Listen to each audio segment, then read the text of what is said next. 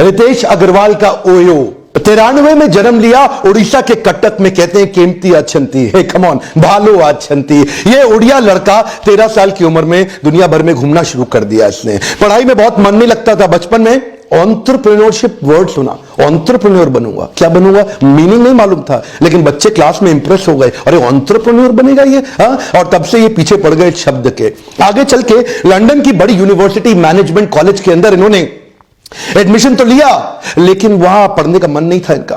Entrepreneurship पे कहीं भी सेमिनार हो रहा हो, कोई क्लास हो रही हो, कोई कोर्स हो रहा हो, उसको जाके अटेंड करेंगे। ट्रैवल करते करते ट्रैवल में इनका इंटरेस्ट था, होटल में नहीं था, लेकिन इंसिडेंटली एक्सीडेंटली इस बिजनेस में घुस गया, क्योंकि शुरू के दौरान ये देखते थे कि जो सस्ते होटल थे उनके वॉशरूम गंदे, वॉश बेसिन और भी गंदे, गद्दे चादर उससे भी ज्यादा गंदी, customer experience check in checkout पे बहुत ही गंदा। ये सोचे कि क्यों नहीं एक बड़ी प्रॉब्लम को सॉल्व करते हैं। छोटा अटेम्प्ट किया, ट्राई करना शुरू किया। 30 साल की उम्र के बाद जो लोग डेटा को समझना शुरू करते हैं, कंज्यूमर के बिहेवियर को समझना शुरू करते हैं, ये 30 साल नहीं 17 साल की उम्र में सीख गए। आज देखते हैं 25 साल की उम्र में आज दुनिया की फास्टेस्ट ग्रोइंग होटल चेन के मालिक रितेश अग्रवाल। आज इंडिया में जितना बड़ा बिजनेस है, लगभग उसका 50% बिजनेस ये चाइना में भी बिल्ड कर चुके हैं। मिशन बनाया, create great living spaces for a common man. Great living space और कॉमन मैन दोनों अलग अलग चीजें हैं, दोनों एक साथ नहीं आ सकती, वो साथ में लाना थोड़ा मुश्किल था। 2012 में ओराइवल स्टेज प्राइवेट लिमिटेड नाम की एक कंपनी की स्थापना करी। छोटे बच्चे थे, टीनेजर थे, गुड़गांव के हुड्डा सिटी सेंटर चले गए। वहां जाके एक होटल वाले को बोले, देखो भैया आपका होटल चल तो रहा नहीं है, इसमें लोग आ तो रहे नहीं है, कमरे खाली पड़े रहते हैं, ऐसा करते हैं मैं आपको कमरे किराए पे चढ़वाता हूं, उसमें कुछ कमीशन मुझे दे देना। तो मालिक ने बोला, जा बेटा जा, बहुत साल हो गए मुझे काम धंधा करता। लोगों को विश्वास नहीं था, छोटा बच्चा था ना ये, लेकिन इसने उन्हें बोला कि देखो अगर लॉस हुआ तो मेरा, प्रॉफिट हुआ तो आधा आधा।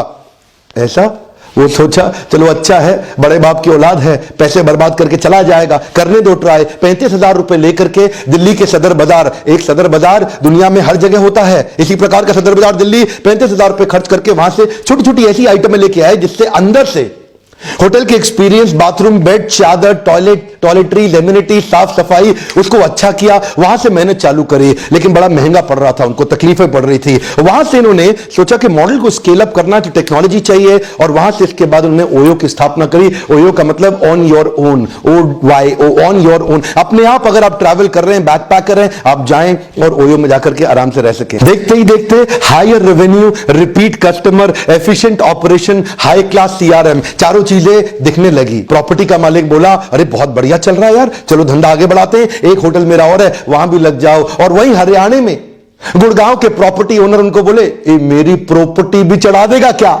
और इसका धंधा वहीं से निकल पड़ा। एक से प्रॉफिट बनाते, अगली प्रॉपर्टी में घुसते, उसके बाद उससे अगली, तीसरी, पांचवी। यहां पे काम की बात समझिए है कि हर ओवरनाइट सक्सेस के पीछे कम से कम 5 साल का स्ट्रगल होता है। आज दुनिया भर में 50 कम से कम ओयो के कॉपी कैट बन गए हैं। ओयो ने किसी को कॉपी नहीं किया। ओयो की 7 सक्सेस स्ट्रैटेजी जो आपको बहुत काम आएगी। पहली सक्सेस स्ट्रैटेजी क्या है? Asset light strategy. क्या मीनिंग हुआ इसका? इन्होंने ध्यान से देखा, अनब्रांडेड होटल्स बहुत सारे हैं, ये एक बड़ा यूनिवर्स है अनब्रांडेड होटल्स का। उन सारे अनब्रांडेड होटल्स को एक ब्रांडेड इकोसिस्टम में अगर ला दें तो मजा आ जाएगा। बहुत बड़ा कस्टमर बेस था जो 1,000 रुपए से 2,000 रुपए के प्राइस पॉइंट पे काम करना चाहता था। लोअर मिड सेगमेंट का जो कस्टमर था उसको ग्रेट क्वालिटी एक्सपीरियंस चाहिए था, उसको इक्विलिब्रियम चाहिए था कि प्राइस कम हो, क्वालिटी अच्छा हो और लोकेशन सबसे अच्छा हो। तो ये लोकेशन पे बड़ा फोकस करते थे। ये सोचते थे किसी मॉल के पास हो होटल, कि रेलवे स्टेशन के पास हो, एयरपोर्ट के पास हो, किसी कॉर्पोरेट हब जहां पे बहुत एम्प्लॉयबिलिटी है उसके पास हो, ताकि होटल तुरंत पिकअप कर जाए। और उसके बाद इन्होंने धीरे धीरे ये समझना शुरू किया कि दुनिया की जितनी बड़ी होटल चेन्स हैं, ये सबका फोकस है उन होटल्स पे जहां 100 से ज्यादा कमरे हों, और 90% से ज्यादा होटल ऐसे हैं जिनके पास 100 से कम कमरे हैं। 10% होटल ऐसे हैं जिनके पास 100 से ज्यादा कमरे हैं। वो 90% होटल्स पे कोई ध्यान नहीं दे रहा था। इस बात को जरा पकड़िएगा मेरी, वो मार्केट जिस पे कोई ध्यान नहीं दे रहा था, वहां पे इन्होंने ध्यान दिया। उन होटल्स पे जो अकेले पड़े हुए थे, जिनका कोई नहीं है, उनका ओयो है, इस तरह उनको आके साथ दिया। एक ऐसी प्रॉपर्टी, एक ऐसा एसेट जो वेकेंट पड़ा है, वेस्ट पड़ा है। ये सोचे यार, प्रॉपर्टियां बनी हुई है पहले, एक 4 स्टार होटल बनाने में 60 करोड़ लग जाता है, एक 5 स्टार होटल बनाने में 125 से 150 करोड़ लग जाता है, और उसके बाद प्रॉफिट निकालना मुश्किल हो जाता है, उसमें आरओआई आता नहीं है। ये सोचे मैं होटल बनाऊंगा नहीं, बने हुए होटल के साथ पार्टनरशिप करूंगा, और खासतौर से उन पे काम करूंगा जो 100 से कम कमरों वाले छोटे होटल्स हैं, क्योंकि उन पे कोई ध्यान नहीं दे रहा, और वहां से 1000-2000 रुपए प्राइस पॉइंट वाले कस्टमर को delightful great consumer experience create करके दूंगा। इसे एक्चुअली एग्रीगेटर बिजनेस मॉडल कहते हैं, जहां पे मैं अपने ब्रांड का नाम आपको दे दूं और आपका होटल तुरंत चल पड़े। क्यों? क्योंकि वहां पे यूनिफॉर्म क्वालिटी, प्राइस और वो स्टैंडर्डाइजेशन का सपोर्ट आपको लाके दूंगा, आपके स्टाफ को ट्रेन करूंगा और इससे आपके होटल का नाम चल जाएगा। और इससे आता है मेरा second point, end to end responsibility for customer experience. ये क्या कहते हैं? एंड टू एंड, मतलब शुरू से आखिरी तक सारी जिम्मेदारी कस्टमर को खुश करने की मेरी है। आप होटल के मालिक हैं, आपको टेंशन नहीं लेना, अब मैं करूंगा। अच्छा, तुम कैसे करोगे यार? ऐसा होटल का मालिक इनको बोला तो क्या बोले, जब कस्टमर को होटल ढूंढना होता है वो मैं कराऊंगा कि आसानी से उसको होटल मिल जाए, बुकिंग कैसे आसानी से हो जाए, check in easy, checkout easy और अंदर सारे वर्ल्ड क्लास एक्सपीरियंस। अब वो होटल का ओनर जिसने होटल पे 30 करोड़ रुपए लगाए हुए हैं, छोटा होटल है, 30 करोड़ रुपए लगा दिए, लेकिन ये क्या करेंगे, 3 लाख रुपए और लगाएंगे। खाली 30 करोड़ नहीं लगाएंगे, कम ऑन, क्या 3 लाख रुपए और लगाएंगे और उसके बाद उस होटल का लुक एंड फील और एक्सपीरियंस अंदर चेंज कर देंगे। लाइट्स बढ़िया लगा देंगे, अंदर बेडशीट, वॉशरूम सब बढ़िया कर देंगे, पेंट पॉलिश करके, ठोका पिटी टच करके सुपर हिट कर देंगे, अपग्रेड कर देंगे। क्योंकि इन्होंने एक्चुअली 300 लोगों की टीम बनाई है। क्या कहते हैं? इन्वेंट्री है, प्रॉपर्टी पहले से है, मैं बस उसको सुंदर ऐसा बना दूं, कस्टमर अंदर आती बोले यार अरे वाह। इससे इन्होंने बिल्ड किया अपनी तीसरी स्ट्रैटेजी, जिसको क्या बोलते हैं, प्रिडिक्टेबिलिटी विल ब्रिंग रिपीटेबिलिटी। अब प्रिडिक्टेबिलिटी का मतलब क्या हुआ, ध्यान से देखते थे क्या चीज चल रही है उसको रिपीट कर दो, जो चीज बढ़िया चल रही है उसको रिपीट कर दो। पिछले पॉइंट में मैंने बताया ना कि ऑडिट मैकेनिज्म चालू किया, वो इतना ज्यादा चालू कर दिया कि हर 6 होटल के ऊपर एक क्लस्टर मैनेजर रखा। वो क्लस्टर मैनेजर क्या करेगा, हर हफ्ते एक होटल का नंबर आ जाएगा, 6 दिन में 6 होटल जाके कवर करेगा और जाके वहां ऑडिट मारेगा, वहां जाके चेक करेगा, 160 पॉइंट्स पे चेक करेगा, वहां बिजली पानी चेक करेगा, पानी का टेंपरेचर चेक करेगा, उसकी सॉफ्टनेस चेक करेगा, पंखा एसी चेक करेगा, अगर एसी ठीक से कूलिंग नहीं कर रहा उसको ब्लैक रूम घोषित कर देगा, उस रूम की बुकिंग ही नहीं होने देगा। अब इतने सारे ऑडिट करेगा अलग अलग लेवल पे, खाना, इनफैक्ट वाईफाई की स्पीड तक चेक करेगा, कमरे की साफ सफाई डिटेल में चेक करेगा, अप्लायंस जो वहां पे दिए गए उनकी कंडीशन चेक करेगा, अगर इन रूम एमिनिटी सही जगह पे पड़ी है कि नहीं पड़ी है, बेड क्या परफेक्टली लगाया है कि नहीं लगाया है। अब छोटे होटल में बजट तो कम होता है ना, तो अगर बजट कम है तो क्या चाहिए आपको, कॉमन स्टैंडर्ड, कॉमन प्रोसेस, आप उसको रिपीट मार दो। कस्टमर जब होटल का रूम बुक करता है ना, तो जो उनकी वेबसाइट पे या ऐप पे जैसा कमरा दिख रहा है वैसा ही कमरा उसको मिलना भी चाहिए, कस्टमर को ये ना लगे चीटिंग हो रही है। अब वो रिपीटेबिलिटी आने से प्रिडिक्टेबिलिटी आ गई, प्रोसेस आने से अब कस्टमर प्रिडिक्ट कर सकता है कि मेरे को चादर, एसी, वाईफाई, ब्रेकफास्ट, साफ सफाई, वॉशरूम ओयो में हमेशा बढ़िया मिलेगा। प्रिडिक्टेबिलिटी से आ जाती है और रिपीटेबिलिटी, रिपीट कस्टमर वापस आता है। तो इन्होंने क्या किया, अफोर्डेबल बना दिया, प्रिडिक्टेबल बना दिया और हर जगह अवेलेबल बना दिया। अब चाहिए था इनको स्पीड और स्केल, तो उसके लिए इन्होंने बिल्ड करी टेक्नोलॉजी। चौथा point, technology for speed and scale. ये जानते थे अगर मुझे तेज चलना है और बड़ा करना है तो टेक्नोलॉजी बड़ी इंपॉर्टेंट है। 8 साल की उम्र से इन्होंने कोडिंग शुरू कर दी थी, टेक्नोलॉजी के मामले में बहुत तेज थे। ये जानते थे, इन्होंने मोबाइल ऐप भी ऐसा बनाया कि 3 क्लिक 5 सेकंड कमरा बुक। क्या? हाँ, सुनिएगा ध्यान से, 3 क्लिक के अंदर 5 सेकंड में उसको फनल को इतना छोटा कर दिया, इतना आसान कर दिया उसका रूम बुकिंग कस्टमर के लिए। कस्टमर के पास टाइम नहीं है, उसके पास अटेंशन स्पैन की बहुत कमी है। तो टेक्नोलॉजी लाने से ये कस्टमर के एक्सपीरियंस को, आपके ऑपरेशनल कैपेबिलिटी को, अपनी एफिशिएंसी को पूरा कंट्रोल में ले आते हैं। इसके लिए इन्होंने डेडिकेटेड डेटा साइंस की टीम बनाई। ये बड़ा क्रिटिकल था, डेटा साइंस की टीम बनाना। ये डेटा साइंस की टीम, और ये क्या कहते हैं, 2020 तक मैं 2020 technical professional IITian top class engineer ले आऊंगा। ऑलरेडी टीम बड़ी कर रहे हैं, पर 2020 तक 2020 लोग ले आऊंगा, जिससे मैं इनोवेशन पे लगातार पैसा डालता रहूंगा। इन्होंने बड़ा डिपार्टमेंट और बड़ा फंड इनोवेशन पे डाल दिया है। इनके कई इनोवेशन और आर&डी सफल नहीं होते हैं, लेकिन फिर भी कहते हैं ट्राई मारते रहो, ट्राई मारते रहो, कस्टमर के एक्सपीरियंस लो, ट्राई मारो। टेक्नोलॉजी से ही मेरी बड़ी स्पीड और बड़ा स्केल आएगा, जिससे मैं बाकी सारे कंपटीशन को बर्बाद करूंगा। ये टेक्नोलॉजी का, इंटरनेट ऑफ थिंग्स का, मशीन लर्निंग का, आर्टिफिशियल इंटेलिजेंस का, इसका फायदा समझिए। इन्होंने जो proprietary tool of mobile app build किया ना इन्वेंट्री मैनेजमेंट के लिए, उसका फायदा क्या है, इनकी अपनी टीम है, हर जगह एक मैनेजर होता है इनका, हर देश में जहां जहां इनका वो चल रहा है, वो एक अपना क्रिप्टॉन मोबाइल ऐप यूज करता है, जो इनका इंटरनल ऐप है। उस ऐप की मदद से ये वहां के हर होटल की प्रॉपर्टी का रेट ऑफ रिटर्न कैसा आएगा, उसका यील्ड कैसा आएगा, कितना कमाऊंगा, कितनी इन्वेंट्री उसमें चढ़ रही है, कितनी उसमें बुकिंग, इससे क्या होगा, ये उसके प्राइस पॉइंट को डिसाइड कर पाते हैं कि ये कमरा मुझे कितने रुपए में चढ़ाना है। थोड़ा मैं इसको साधारण भाषा में समझाता हूं। मान लो अगर इनके 10,000 होटल है तो हर होटल पे एक मैनेजर प्राइस पॉइंट के लिए लगाना पड़ेगा, तो मतलब 10,000 मैनेजर चाहिए।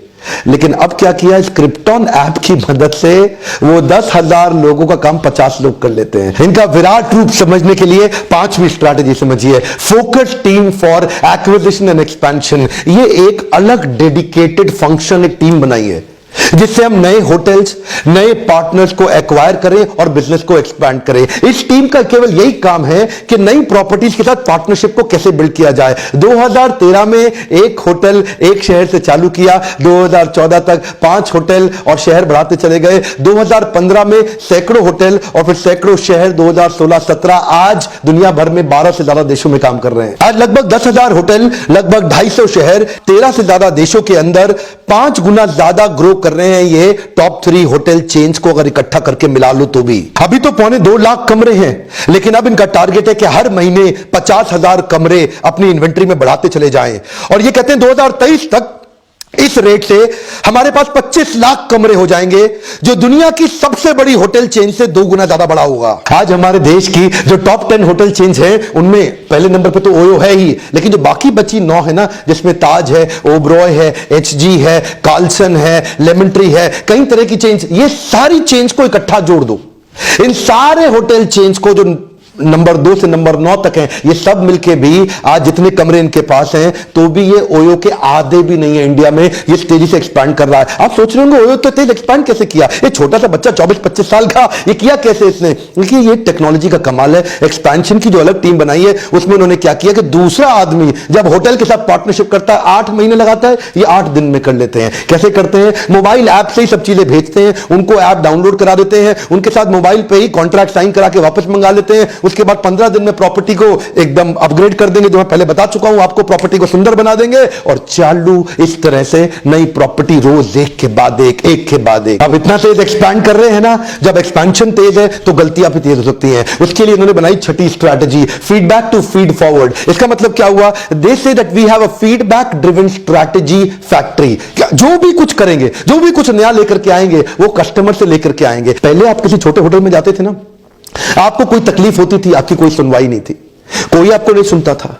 वो होटल वाला आपसे बदतमीजी करता है, ढंग से सर्विस नहीं देता, गंदा रूम देता है, आपकी कोई नहीं सुनता था, आप कुड़ते रहते थे। लेकिन आज ओयो है, आपके सुनने के लिए खड़ा है। आप मैनेजर को तुरंत फोन कर सकते हैं, इमीडिएट एक्शन होगा, वो होटल डीलिस्ट भी किया जा सकता है अगर वो ढंग से बिहेव ना करे। ये फायदा हुआ ओयो का, जिसके कारण आज कस्टमर कंप्लेंट रजिस्टर करा सकता है। अब ये सारी टेक्नोलॉजी को चलाने के लिए ह्यूमन एलिमेंट मिस नहीं होना चाहिए, क्योंकि ह्यूमन ही तो टेक्नोलॉजी चलाएगा। तो उसके लिए उन्होंने बनाई 7वीं strategy, lowest attrition with continuous training. ये अपनी टीम को इतना ट्रेन करते हैं, इतना ट्रेन करते हैं, इतना इंस्पायर एंगेज करते हैं कि 25 स्किलिंग इंस्टीट्यूट बना दिए ओयो ने, 25 ट्रेनिंग सेंटर्स बना दिए अपने लोगों के लिए ओयो ने। कंटिन्यूअस इतनी ट्रेनिंग देते कि इनके जो 11 सीएक्सओ मतलब जो टॉप मैनेजमेंट के लोग हैं, वो जब से ज्वाइन किए उन 11 में से एक भी आदमी इनको छोड़ के नहीं गया कभी भी।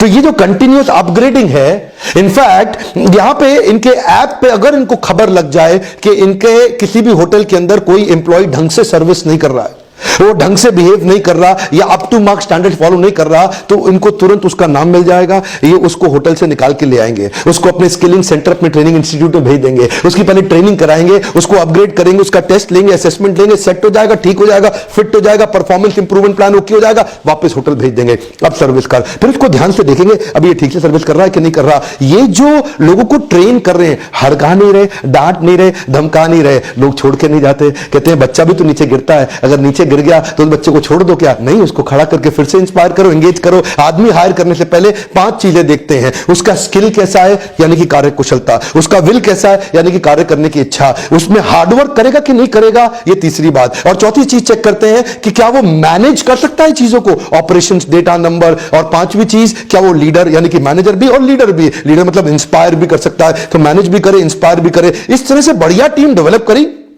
सुपरस्टार टीम बनाई, और टीम बना के उनको छोड़ के नहीं जाएगी। अब इससे फायदा क्या हुआ? आज यही ओयो एयरबीएनबी को उखाड़ रहा है। एयरबीएनबी का मॉडल ओयो के सामने कमजोर पड़ गया। एयरबीएनबी इंडिया आके ओयो के सामने नहीं टिक सकता। एक्चुअली उसका कारण है, एयरबीएनबी आपको अपार्टमेंट में किसी के पर्सनल घर में ठहरवाता है, लेकिन ओयो होटल में ठहरवाता है। एयरबीएनबी में जो घर का मालिक है वो लास्ट डे पे कैंसिल कर दे आपकी बुकिंग, को कौन पूछेगा आपको, लेकिन होटल के अंदर बुकिंग आपकी कैंसिल नहीं हो सकती है। एयरबीएनबी में हो सकता है कि जो दिखाया है फोटो में असली में घर उतना सुंदर ना हो, लेकिन ओयो में ओयो जान लगा देता है कि मैं कंज्यूमर एक्सपीरियंस बढ़िया दूंगा, जैसा है वैसा ही दिखाऊंगा। एयरबीएनबी कई बार ना फुल बैकग्राउंड चेक नहीं कर पाता, इसीलिए आप देखते हैं कि एयरबीएनबी में सिक्योरिटी के इशू आते हैं। ओयो में पूरा बैकग्राउंड वेरिफिकेशन हो चुका है। होटल है, ये घर मकान नहीं है किसी का, इसीलिए जब मैन पावर की इतनी ट्रेनिंग, टेक्नोलॉजी इतनी बढ़िया, ये सस्ते में भी मैन पावर ले पाते हैं। ये अपने लोगों को 20% कम तनख्वाह में भी ले जाते हैं और लोग उनके साथ रुके रहते हैं। ये जो 7वीं स्ट्रैटेजी मैंने आपको बताई ना ग्रोथ की,